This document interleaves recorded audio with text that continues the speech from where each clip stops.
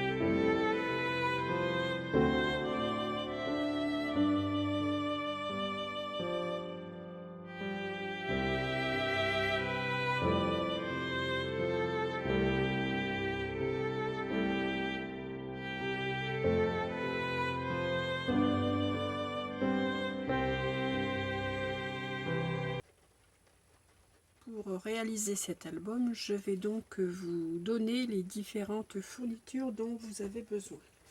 J'ai déjà utilisé, ce bloc de papier de chez Action. Donc c'est un bloc de Noël de l'année dernière. Donc j'en ai utilisé 2 blocs. J'ai également utilisé donc pour la base des cartes, j'ai utilisé le papier blanc le plus épais et le papier craft le plus épais de ces blocs de chez Action également. Pour faire mes bases de pages, j'ai pris ces enveloppes. Donc ce sont des enveloppes de 13 sur 19,5. Ce sont des enveloppes que j'avais trouvées chez Noz il y a quelques temps de cela. Donc il vous en faut 12.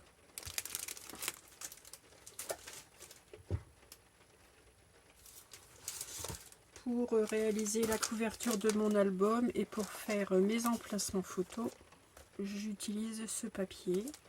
C'est un papier pollen de chez Clairefontaine. C'est donc la couleur algue. C'est du 210 grammes. Pour embellir, pour faire du matage, j'ai utilisé donc ce bloc de papier que l'on trouvait il y a très peu chez Action. Donc j'ai pris ces feuilles pailletées de cette couleur, c'est une couleur rose gold, ainsi que quelques papiers également doré mat comme ceci, rose gold. Donc pour les papiers, ce sera tout. Pour la couverture, j'utilise de la cartonnette. Moi, j'utilise du calendrier comme ceci.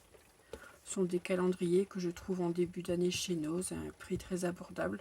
Donc j'en achète plusieurs pour en avoir suffisamment pour mon année. Pour ancrer mes papiers, j'ai utilisé cette Distress Oxide. Donc c'est un vert olive.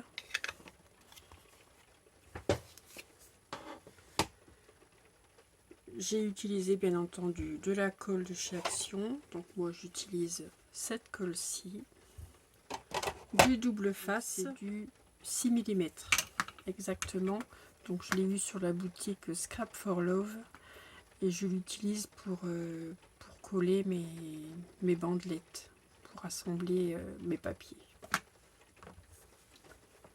Ensuite, qu'est-ce que j'ai utilisé? J'ai eu besoin de deux brads comme ceci. Mais comme je vous disais dans le tuto, vous pouvez utiliser d'autres brads plus communs. Moi j'ai utilisé les plus longs, je les avais trouvés également chez Noz. Il vous faudra quelques dailles. Donc moi j'ai eu besoin de dailles cercle. Ensuite j'ai utilisé une perforatrice, donc de la marque Weissen Creative. Donc j'ai utilisé celle-ci et j'ai donc fait mes angles de carte avec cette découpe-ci. Et j'ai utilisé également une autre planche de daille. Donc j'ai utilisé cette forme-ci pour faire le matage, pour réaliser le matage de mes numéros de 1 à 25. Donc j'ai pris cette dimension-ci. Voilà. Donc je pense que j'ai fait le tour des fournitures auxquelles on a besoin pour réaliser cet album. Je réfléchis un petit peu. Après j'ai eu besoin, moi j'ai mis un embellissement bois ici sur la couverture. Donc, ça me permet voilà, d'attraper plus facilement ma couverture pour l'ouvrir. Pour la couverture d'album, j'ai utilisé ceci. C'est du papier de liège. Donc là, c'est du papier, vous voyez, de la marque Rayer. J'avais trouvé ceci chez Noz il y a quelques temps. D'ailleurs, j'avais pris tout ce qu'il y avait en rayon parce que c'est joli et je me suis dit que ça pouvait me servir pour une couverture d'album. Et j'avais bien raison. Donc, c'est du papier autocollant. Donc, il est facile à poser. Voilà, donc j'en ai utilisé 2 feuilles. Voilà tout ce dont j'ai eu besoin donc pour réaliser cet album. Alors, je vais vous mettre en ligne ceci très rapidement. Vous allez voir ça en plusieurs vidéos, car c'est un album qui a quand même, il y a quand même pas mal d'étapes à réaliser. Voilà, donc j'espère qu'il vous plaira. J'espère que vous serez nombreux et nombreuses à regarder mes différents tutos, mes différentes vidéos. Voilà, n'hésitez pas à me laisser un petit commentaire, ça fait toujours plaisir. Voilà, je vous souhaite une excellente journée et je vous dis donc à très vite pour les tutos. Et surtout, scrapez bien. À bientôt.